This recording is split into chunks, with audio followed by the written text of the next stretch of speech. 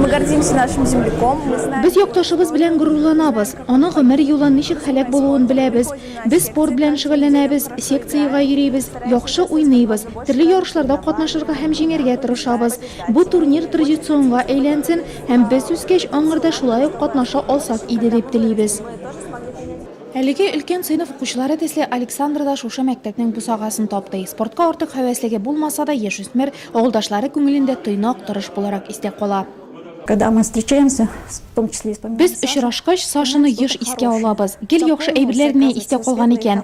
Безнең класс тату иде. Бергәлә бәрәңге кырына йөрдек, урманга, походка бара идек. Бары якты истәлекләр генә яши күңелдә. собирали картошку там. Турнир башланыр алдыннан узган тантаналы чарада Александр турында истәлекләр күп яңгырады. Егет 82 елның апрелендә хәрби хезмәткә алына. Май аенда ук инде Әфганга кертелә, ә ноябрьдә гомере өзелә. Кызыл йолдыз ордены иясе булган якташыбызның исемен мәңгеләштерү Әфган сугышы һәм башка хәрби низаклар инвалидлары һәм ветераннары иҗтимагый оешмасы идеясы. Я родился в этой деревне, закончил это. Мин бу авылда тудым, шушы мәктәптә укыдым. Александр Андроновның җәсәден алып кайтканда мин 1нче сыйныфта укый идем. Нурлат десантчылары берлеге һәм иҗтимагый оешма интернациональ бурычын үтәгәндә һәлак булган Александр Андронов истәлеге призына шундый ярышлар уздырырга булды. Нурлатского района.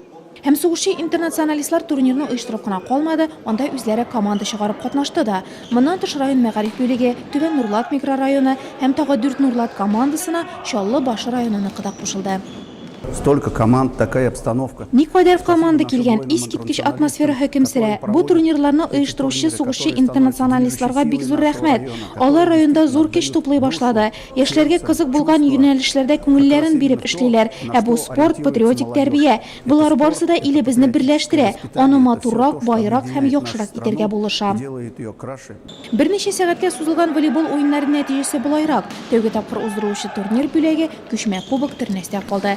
Батыр якташлары Александр Андронов истәлеге призын тернәслеләр ерак җибәрергә теләмәде. Киләсе елга кадәр ул аның туган мәктәбендә сакланачак.